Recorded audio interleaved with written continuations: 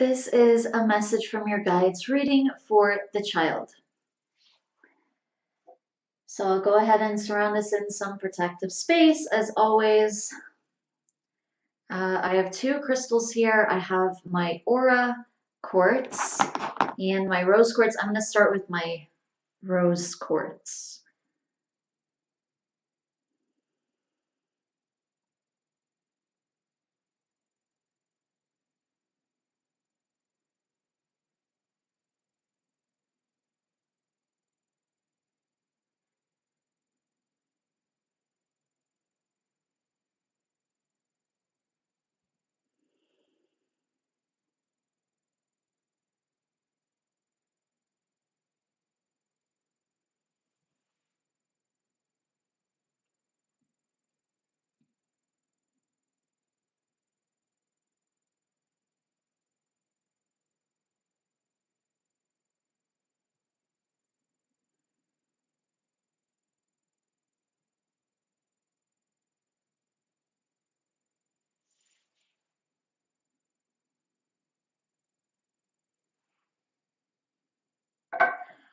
Okay, so rose quartz has to do with the heart chakra, relationships, and healing. Different positive emotions, comfort, joy, love, friendship, romance. So all types of relationships really with this stone and bringing healing to them. And of course, our relationship with ourselves, bringing healing to that as well. And then actually aura quartz also has to heal, also has to do with healing. And it's specifically a throat chakra stone. So our throat chakra has to do with our will, our self expression, our creativity, and kind of bringing peace with those aspects of ourselves, bringing healing to those aspects of ourselves, especially in terms of self expression. And there's also a lot of angel energies with this stone as well, which also kind of enhances the healing aspect of the stone, even though it's a specifically throat chakra stone.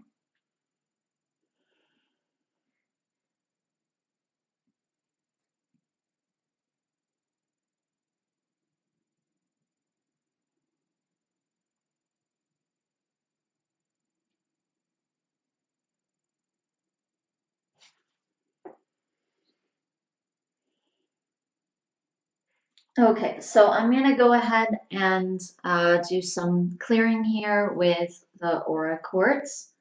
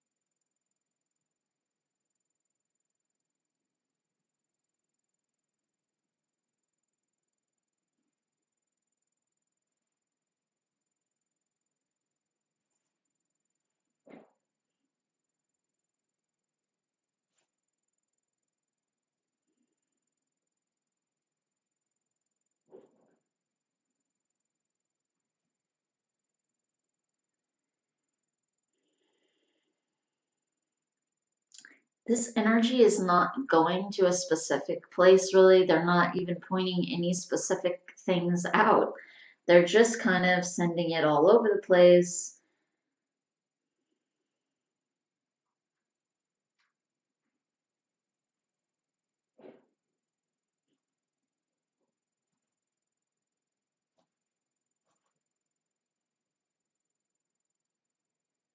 I feel like there are some blocks in different chakras. And some of this is starting with the throat chakra and then it's going down. And I feel like that's uh, related to the Kundalini awakening, why it hasn't happened quite yet. Because obviously this is about an energy that's able to move up through your chakras. So if your chakras are very blocked or they're not open as well as they should be, then there's a feeling that that can't happen quite yet. I still don't feel like it's quite time for it to happen at the same time. So there's almost a sense like it's not like you're doing something wrong or like you're off schedule or something, but at the same time they're pointing it out. They're just pointing out like what some of the issue is or what some of the holdup is with that, related to that. And a lot of this again goes back to how you see yourself and how you value yourself. A lot of this is kind of rooted in that.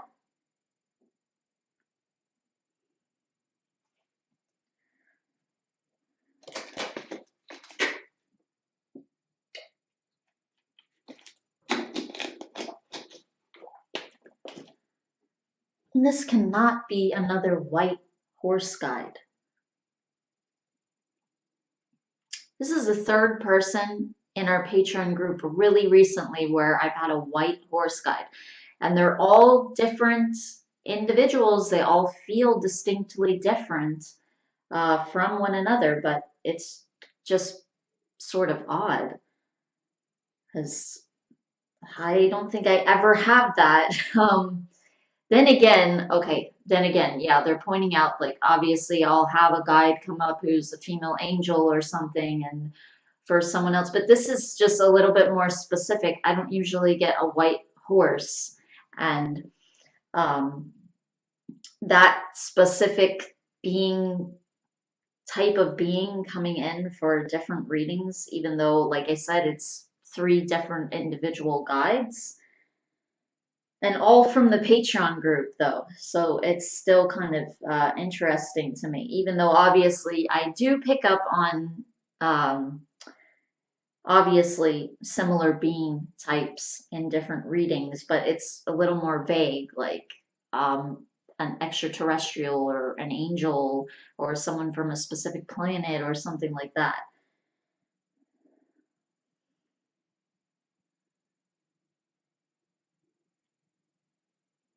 But I feel like this is also representing purity. Also, all three of these have been male. It's so strange. Because he is male as well. And this one specifically is coming in with a lot more of the actual horse energy. So he's feeling like a horse. Like I had one guide come in for somebody, but they were feeling like they were more an archangel in that form. This is feeling very specifically like a horse. He has more of this animal horse type of feeling. And it's also feeling very innocent as well. Very innocent, very pure, like how an animal feels, like he's showing me grass, he's chewing grass. So he's doing very natural simple things that animals do, almost like he's even kind of processing simpler things.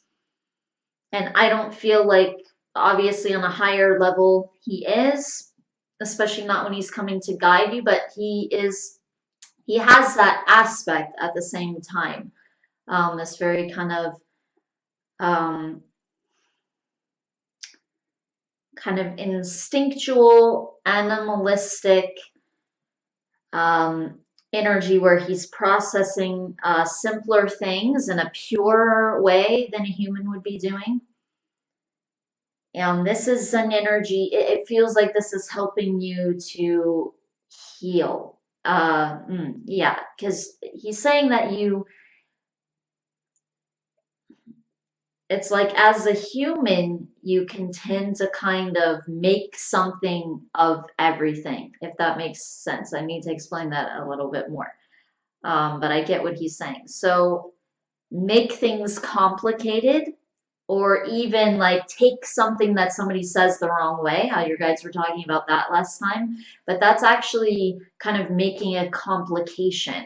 There might be something really simple that they're saying, and then there's, like our own stuff. Humans have their own stuff, right? And so you, with your own stuff, you can complicate it and kind of project that onto what the person is saying when actually it was just a simple line. It was just a simple sentence. Or it's just simple, like eating grass. He's just showing me eating grass again, or eating hay, or oats, or sometimes he likes carrots. Sometimes he's just showing me general horse eating habits. Okay.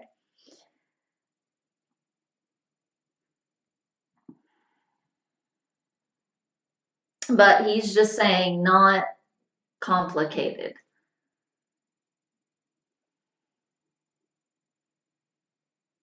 So there's like a lot of thought processes there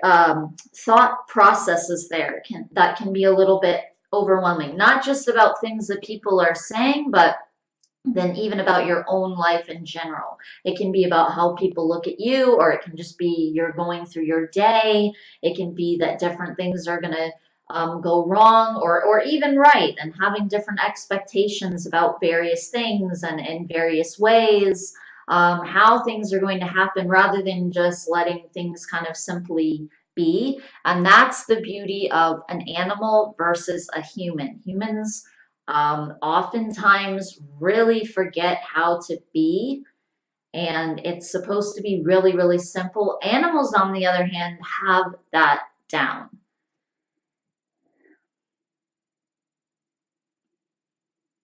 And he's saying they almost have to work on the other, where they're thinking of things in a like more complex kind of way. And he's not meaning this as negative or positive or like superior or inferior in either way, because to him it's all equal, and it has to do with what that entity is portraying or bringing through, and what they're meant to be doing at the time, what they're meant to be focusing on for whatever their soul is learning.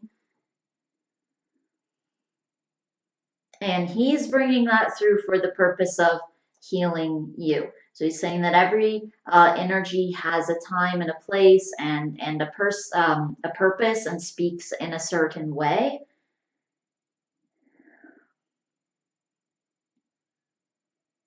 He's also very kind of loose and free. He doesn't care about things.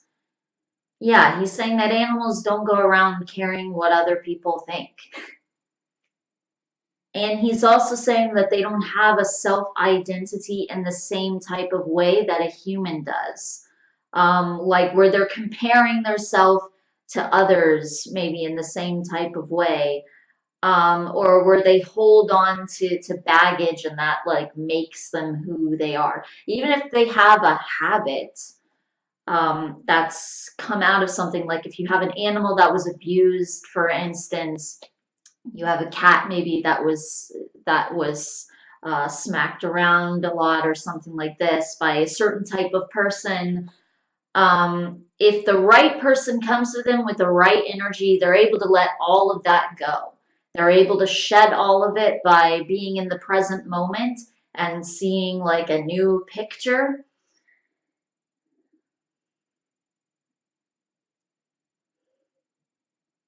Because it's like they don't make associations in the same way that a human does.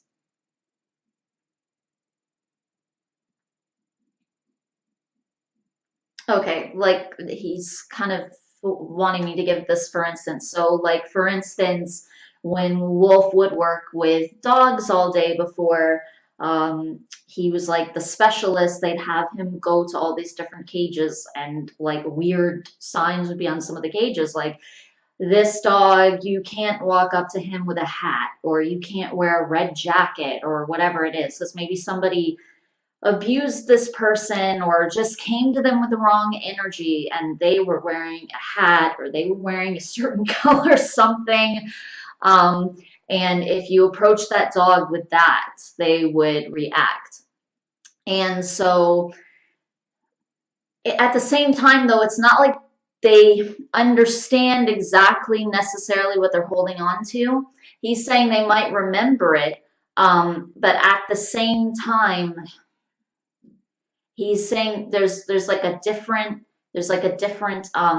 energy with it. Something has been adopted, but it can actually be released really, really quickly again with the right energy.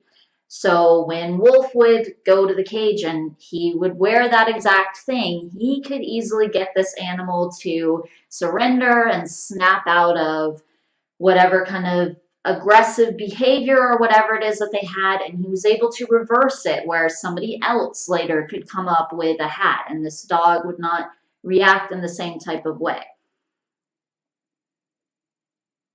But he's saying that humans tend to keep on and on holding on to things, or they keep on viewing things the same way over and over. Even if something new is presented to them, they're not as good at being flexible or loose or seeing things from a new perspective or letting go. He's saying that that's something that they need to work on. That's something that the animal kingdom can help them with. That's also, again, why you have this name, the child.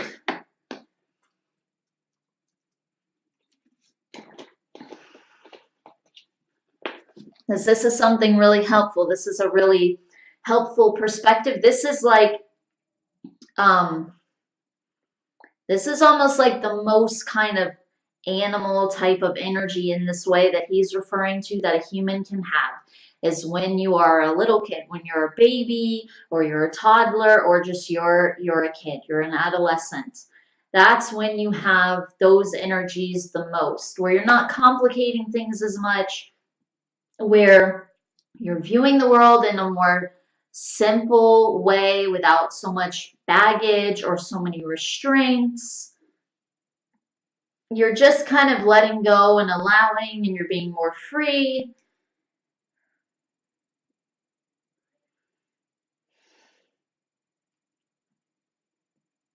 He's also saying you also don't have as many things on your shoulders. You don't have as many responsibilities, which an animal usually doesn't have as many responsibilities, even if they have some. They're usually, again, they're not as complex. Like, even for instance, he's saying, like, even for instance, if you have like a dog who is trained to go in and rescue people, still that's its job, but that's like the one thing that it's brought up to do. That's the one thing it's trained to do, and it knows its job. It doesn't have to handle a bunch of other responsibilities and do a bunch of other things necessarily.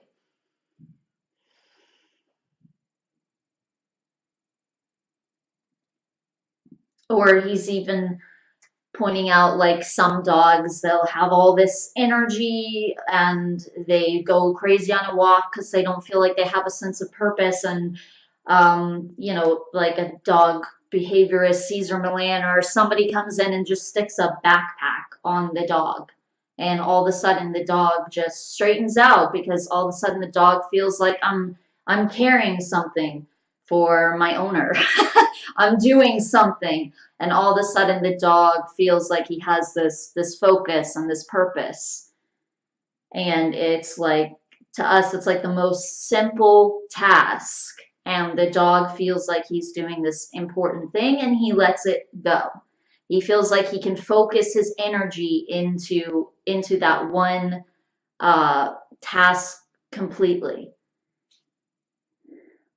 So he's also saying, so it's one complete task. And he's also saying that nothing is complete if you don't give your complete energy to it. You have to be complete, he's saying. You have to be whole and put your wholehearted energy into something, and then that part comes back, he's saying. Then the full amount of energy returns to you.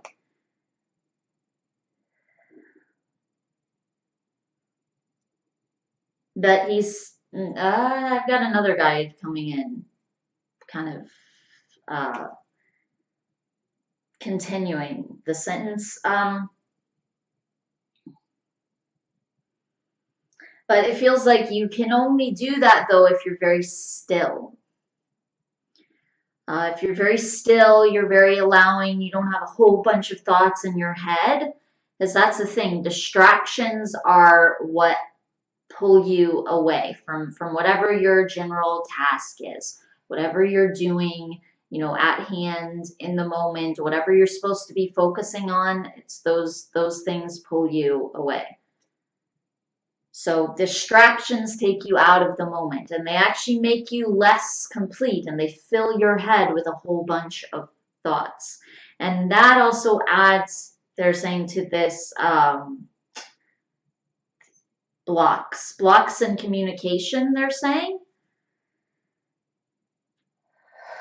and blocks with viewing yourself correctly. They're saying that sometimes you just have to let a thought go. They're saying you can even write out the thoughts that you're not going to think today. As weird as that sounds. They're saying you can burn it. You can go into meditation and you can throw it away or something. Or they're saying the easiest thing to do would be to write them down and basically write down that you're thinking something different. And then think about how else you can feel and how else you can think, and write those things down. Or as you let go of those thoughts and you catch yourself and make sure you're not thinking those things, it can even be something a little bit more general, like I'm not going to think a thought based off this emotion, or even it can be a little bit more broad. It doesn't have to be like a specific thought.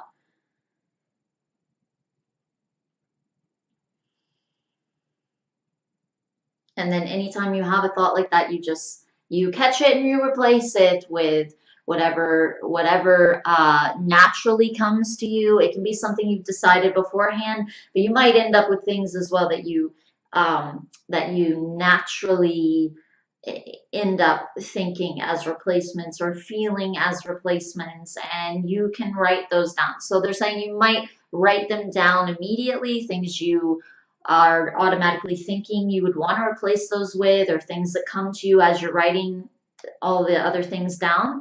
Or it might be later on in the day when you're actually doing the exercise of like getting that out of your head, not letting yourself go there, or dropping that thought, letting them go.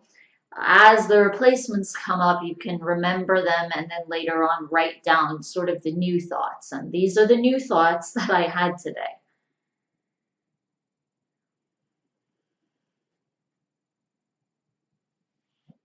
Because she's saying this, so this is obviously another guide. This feels female. I'm not sure which guide is exactly this is.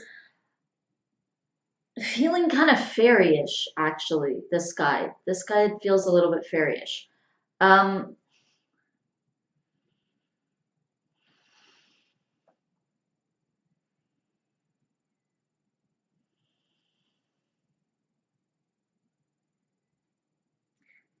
Yeah, so again, she's saying that things are very simple and you tend to complicate things, or you make matters worse than they are, or you complicate issues that are actually really simple. And it can be really helpful to just like declutter your mind, your thoughts, your aura with a new attitude, a new way of thinking, feeling. Some of that comes naturally, but sometimes you have to allow that by purposefully declining to have those thoughts or those feelings, declining all of that energy. She's saying, she's putting it very kind of general but specific at the same time. She's saying energy. I was saying more thoughts, feelings, this, that. She's just saying energy. So that's kind of all inclusive. And then replace it purposefully with new ones. And you get in this kind of habit of not repeating those other thoughts over and over. And that ends up seeping down into your subconscious, and you have this new thought that you're dwelling on subconsciously. Which is what you want, because she's saying if this is going on consciously, then she's saying you don't know what could be going on subconsciously. So she's also saying that you have to work with what you've got. And you can work with your subconscious by actively removing things that are in your conscious mind, and then it will work its way down to the subconscious level.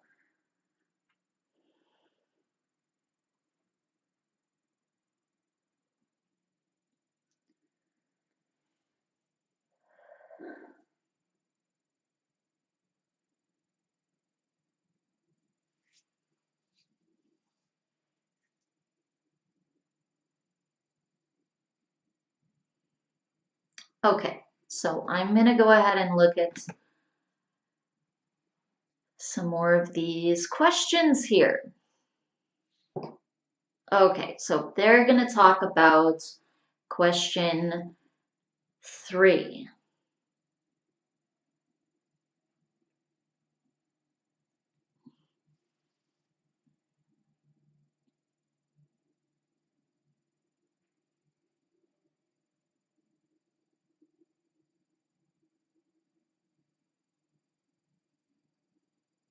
Okay, so one thing they're commenting on here is the sugar. And they're basically saying how good that is that you've removed that, because that was that just feels like that causes a lot of anxiety and fear and stress that you're unaware of. So this is part of the reason that you would even be feeling mentally clear.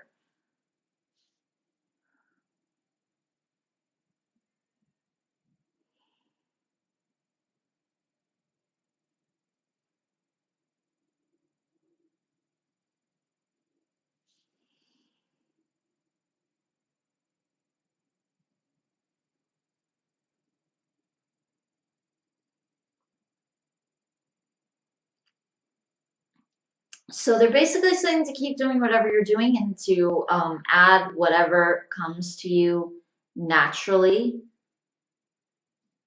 And they're saying that it's especially good that they're saying it's good that you're getting rid of the chemicals. That's especially good for things like your skin and your face. So obviously even other products as well. So in other words, like not only food, obviously.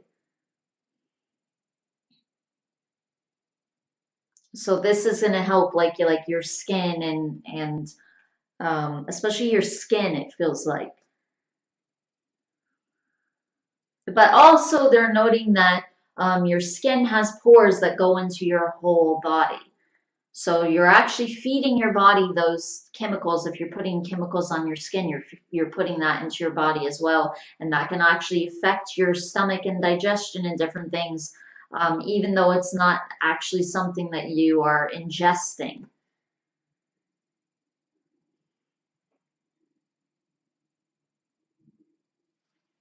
They're saying that the water intake, increasing that, is really good, because they're saying that that's also helped you flush different emotions. They're also saying that this is even part of the reason that they have been able to um, uh, like speak to you better or more thoroughly, or um, like more directly. It feels like they've been able to speak to you more directly, give you more direct signs. They're saying that that isn't just because of what you were asking about. So this is obviously question 1, but they're saying that that isn't just because of what you were asking about. It's actually just because you were clearer.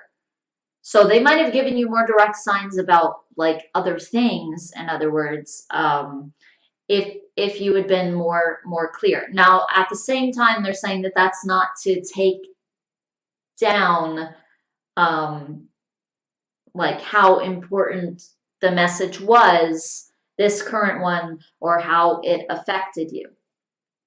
And still, maybe you would get bigger signs about certain things, obviously, or more detailed signs, or whatever, or more detailed. They're basically saying speaking, like where they're coming through more, where they're coming through in a more detailed way in some way with you. So obviously some things there would still be more detail about, or there would be more attention given to specific things, but the point is that in other areas they still would have been able to get through more easily and clearly if you yourself had been more clear. And that's part of the reason that they were able to come through so loudly and clearly um, lately.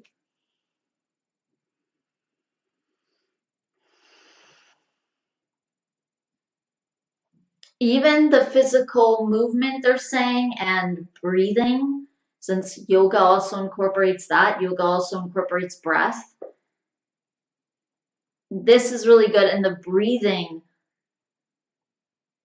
but physical movements obviously helps you to release excess energy. That's why sometimes this can be reflected as you're losing excess weight, but it's really you're removing excess energy from some place within you other than only your physical body. So other than just where you are perceiving it. So you're perceiving it physically in your physical body, but it's really excess being left, being dumped from somewhere else. You're removing it from another place internally. And so they're saying that the exercise definitely helps with that, but especially they're saying the breathing. The breathing connects directly to the emotional body. So they're saying that that can actually trigger a lot of healing.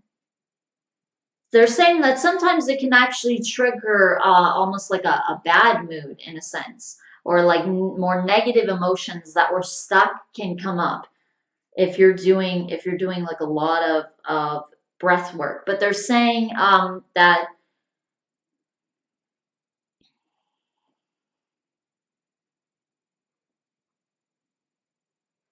they're saying though that usually it's temporary and it comes out, it releases.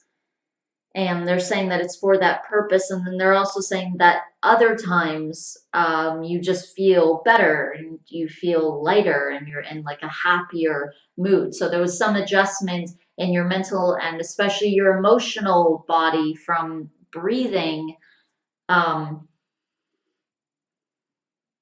that you weren't necessarily that aware of in like a negative way. You didn't have to process it in that way. Maybe you didn't even realize it was directly related to that. They're saying, um, but it sort of lifted your emotional body out of something. So your emotional body left something behind.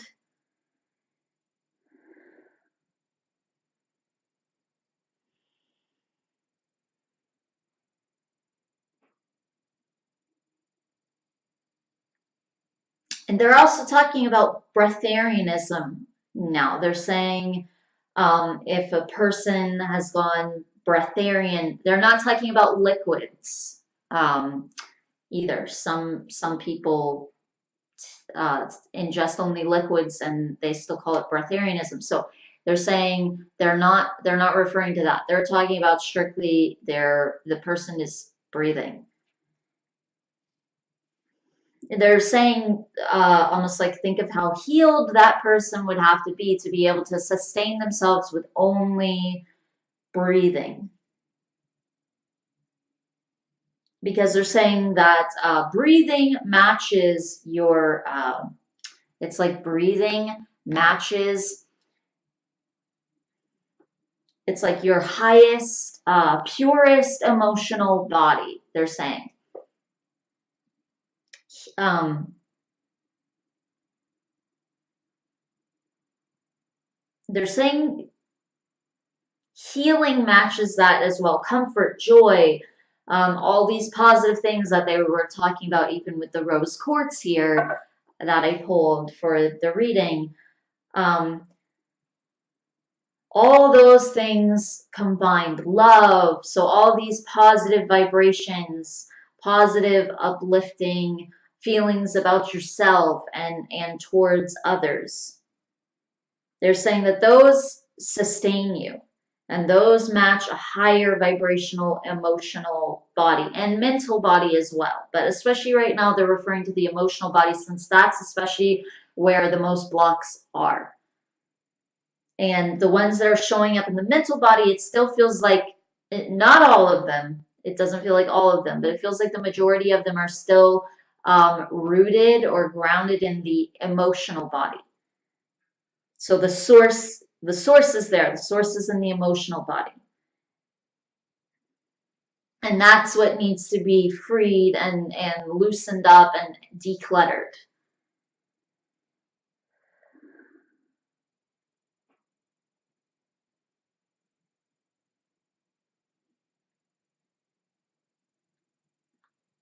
So they're basically saying that different foods match a different vibratory level. And right now, obviously there can be other aspects to this too, but right now they're especially again talking about the emotional body and referring to that. So different foods match your emotional body's vibration or resonance, and it can also bring it higher or it can decrease it and bring it lower. So they're saying like chips, for instance, this is going to bring it lower. Anything really heavy.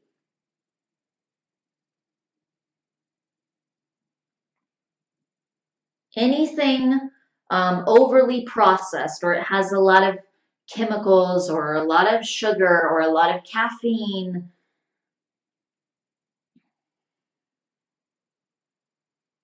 Or meat, for instance, which contains so much emotion. And they're also referring to dairy as well, milk and eggs and cheese. They're saying that these things contain animal energies.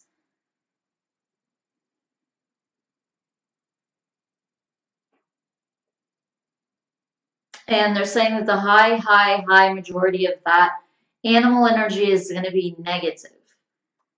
It is not going to be something high for you to be ingesting.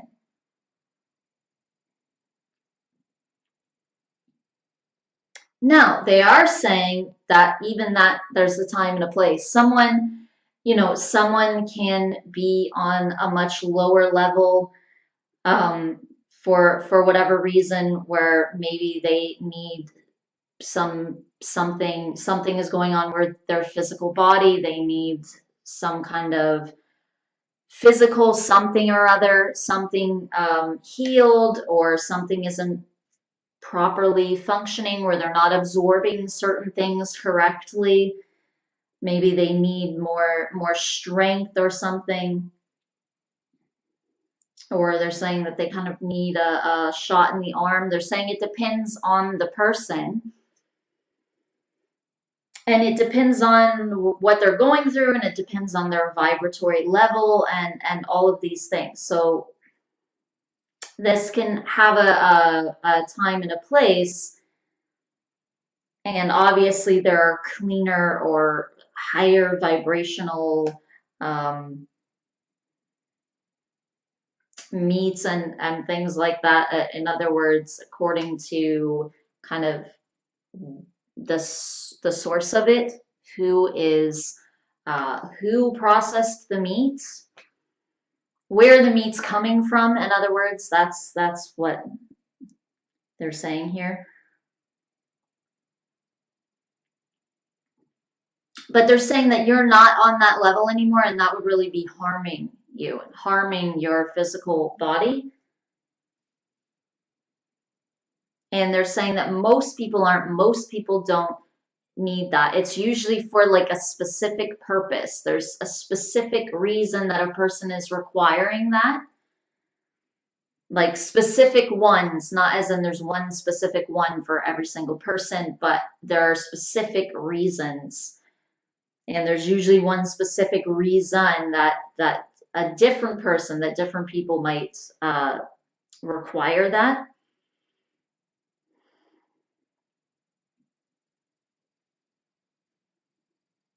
But they're saying that as you move up the ladder energetically, you're not going to require that anymore because it is a lower vibrational resonating food. So they're saying that as you're not needing certain things like in the form of food, you can see the level that you're on energetically as well.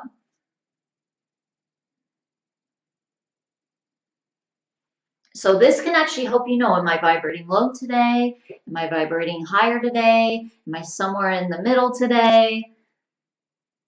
So they're saying that this is a way that you can kind of gauge that.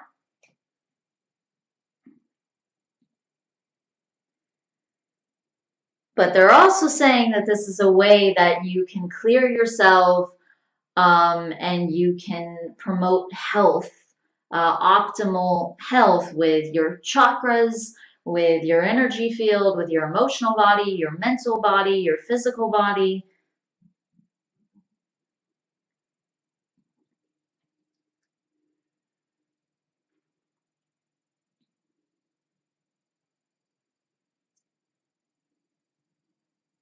And almost like keep moving up this vibrational ladder, even when it comes to food and liquids as well. They're saying that water vibrates the highest. They're including food too. They're saying of any of the foods or liquids, water vibrates the highest. They're saying you can even look at it. It's very clear. It's very pure, and it helps to flush out toxins from your system. However, of course, they're saying it can be diluted. Chemicals can be put into it. So with that as well, they're glad that you're drinking, water that doesn't have all that in it. Because that's going to really boost up your energy. So they're saying it's like on the one hand, you can help to increase your energy field, your vibration, in other words. You can help to increase that, to raise it higher by eating things that are on a higher vibration. They're lighter, they're more natural, they're more pure, they're not as heavy and dense and condensed.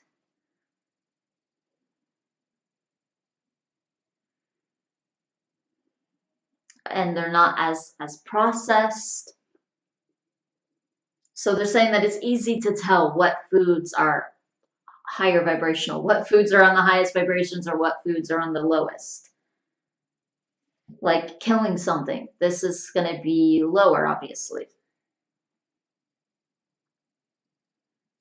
They're saying even plants, this is killing something, but it's not as heavy of a food. The food isn't as heavy. It's still lighter. It also doesn't contain as much emotion in it because of the type of being that it is. But they're saying not to say that it doesn't contain any emotion at all, but it also has to do with the way that a plant is treated versus the way that an animal is treated. You can only do so much to a plant, versus an animal, regardless of how much the plant is feeling different emotions. So that's not to say the plant is feeling less, or maybe it's feeling more. This is more to say its capacity to almost be hurt by what a human could be doing to it. An animal can be kicked, or an animal, can be abused in different ways that you really can't do to a plant.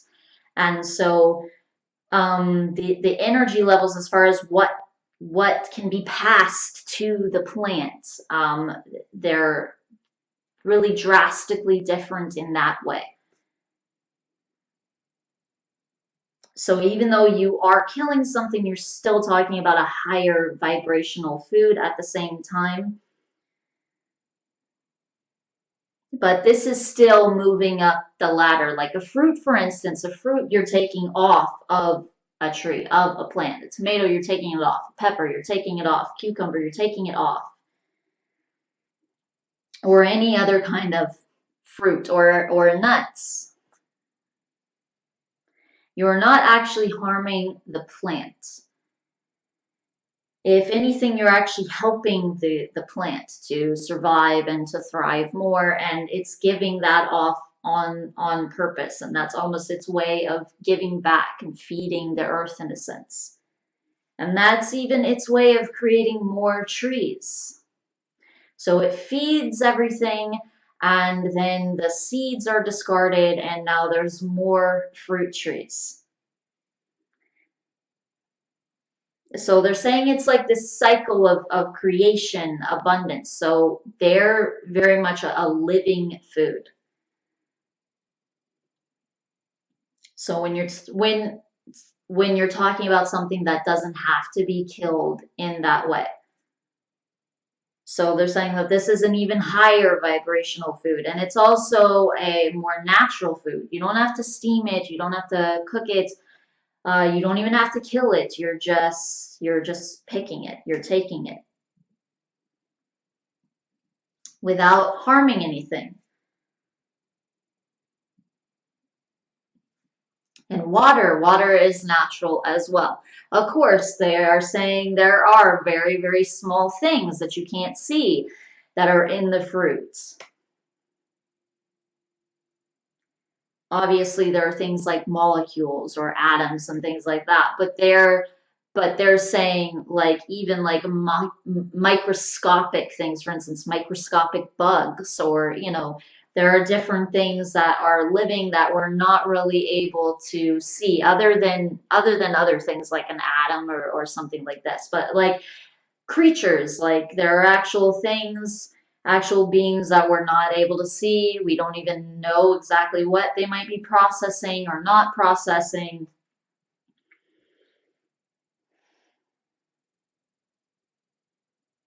So they're saying that you're still harming something until you stop taking anything in whatsoever, until you're basically just breathing. You're still going to be ingesting something that is alive and killing it or harming it. And obviously, same thing in this case.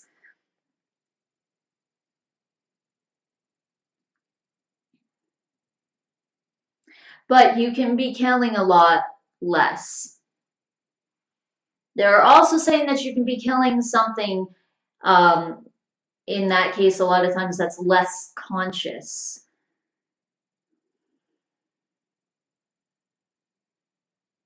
So again, there's going to be less of an attachment to its life in a sense. There's going to be less of something that can harm you energetically that's there contained in it.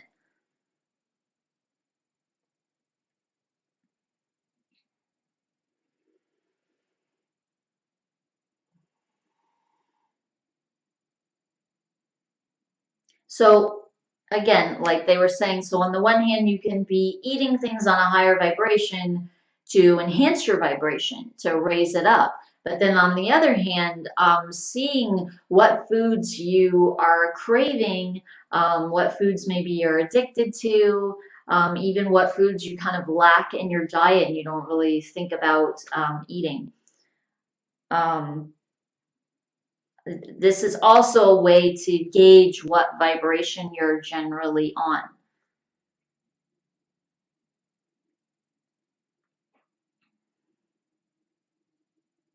And of course, they're saying that it's not all about food.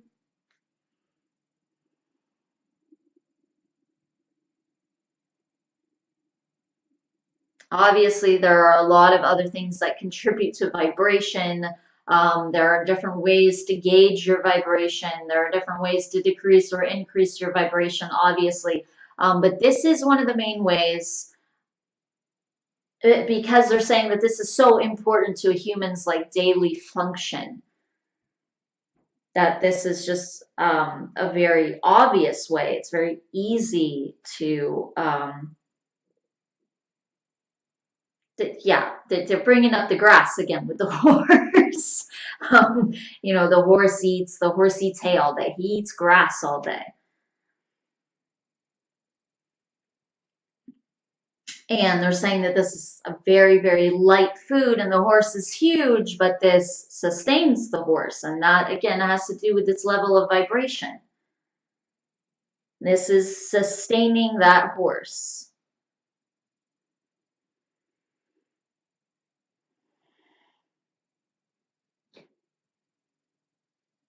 They're also saying that predators are reflecting humans, and that animals reflect humanity.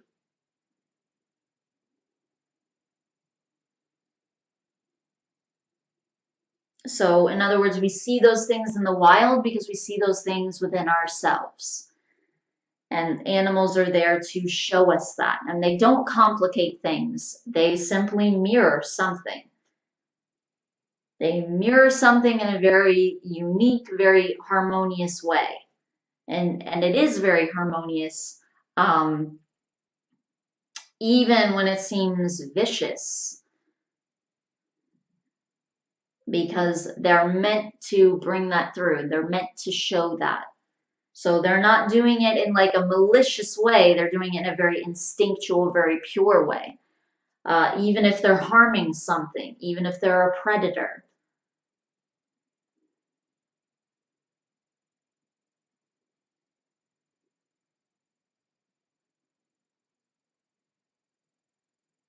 They don't think like out of something angry or like with a kind of wicked, evil intent. They're not vile. They're just thinking, I want to eat now, and this is what I do. Whereas the human obviously can think other things surrounding that concept of killing. That's why you would have abuse at an animal farm to begin with. Because humans are capable of processing that, and they do process those things, unfortunately. And again, because they process those things, because there's that side of humans coming out, we see this reflected around us. And that's not something that's going to change until every human changes.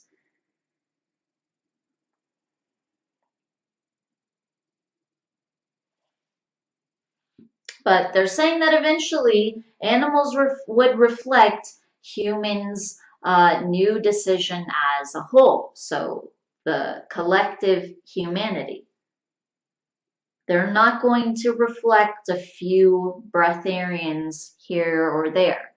They're not going to reflect a few fruitarians here or there either, even though obviously there's more fruitarians out there, or liquidarians. They're not going to, they're going to reflect the majority of humanity.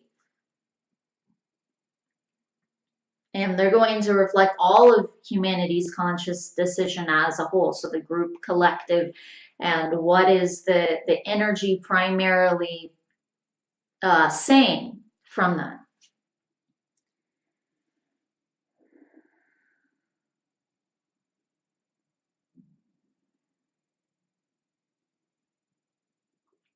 So again, this is a simple way, since this is something that you do all the time. You eat, you drink. So it's very easy to gauge according to that. Okay, so let's do some more clearing.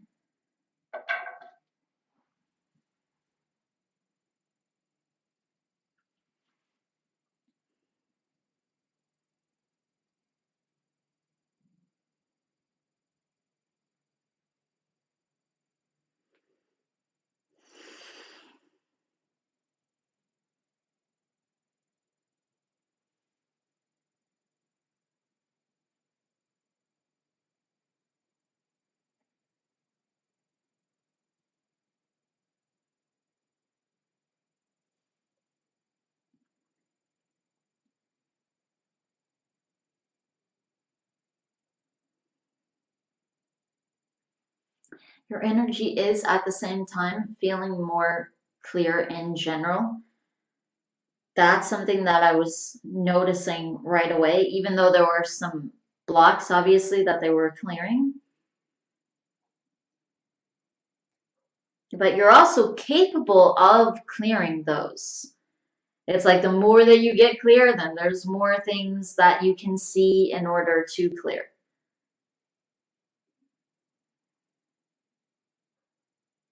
So the clearer you are, the more you can see what else needs to be clear.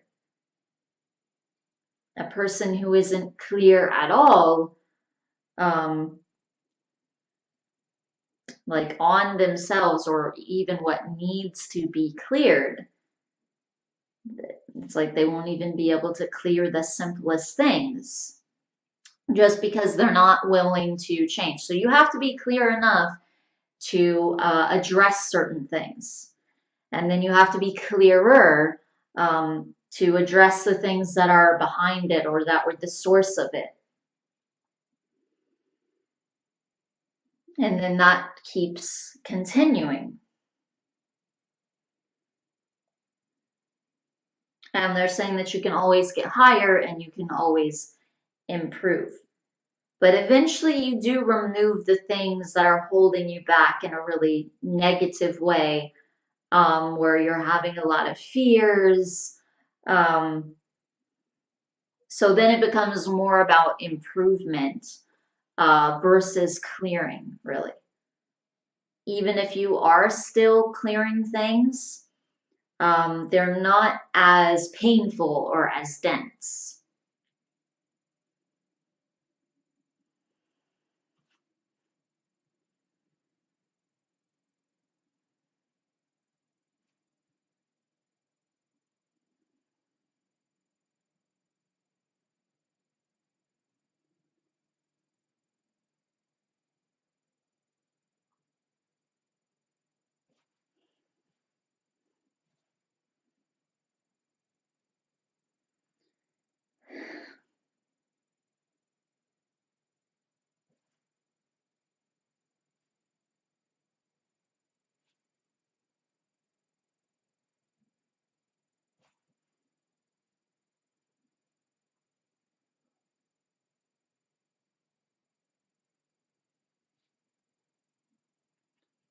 There's a lot of blocks coming up on the left side for some reason.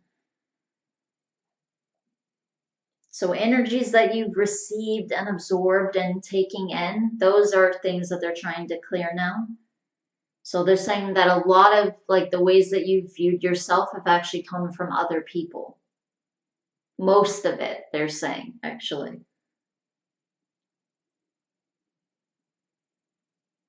Most of it isn't just from like experiences, even though obviously there were experiences involving other people, but it almost if you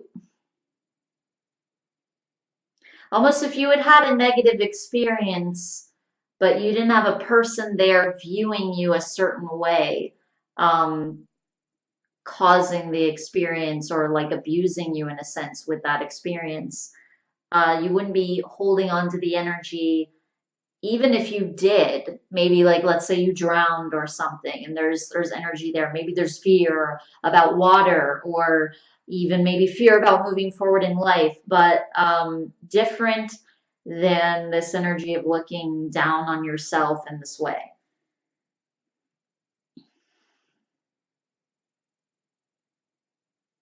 So it's more like you've processed other people's emotions and thoughts about you. But of course, what was actually happening was they were outwardly directing toward you their own thoughts and their own emotions about themselves, which is why they were abusing you to begin with, whether in this life or a past life.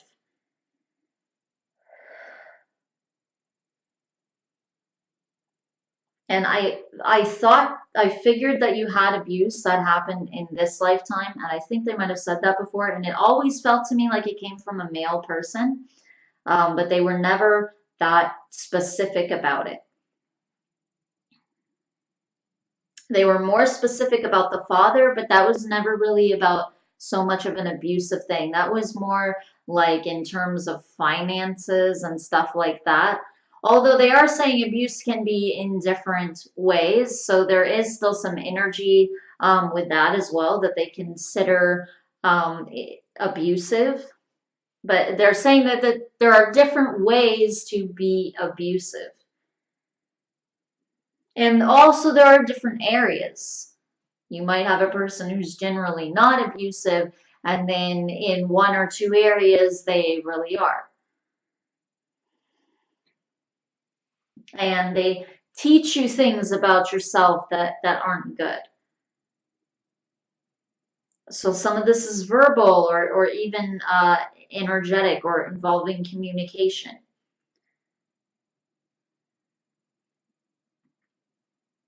It doesn't all have to be significantly emotionally impactful in a way that physical abuse would be.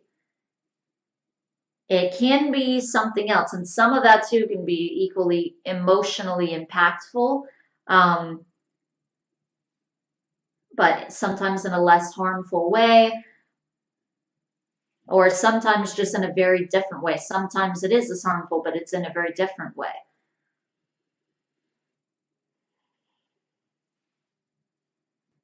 So there are different ways that you can abuse someone, or they're also saying also there are different ways that you can attach your views onto someone about them or about yourself as well, but in a negative way. Okay, so that is all that your guides have to say for this reading. So thank you very much once again for allowing me to do this reading for you. I truly hope that it benefits you. Namaste.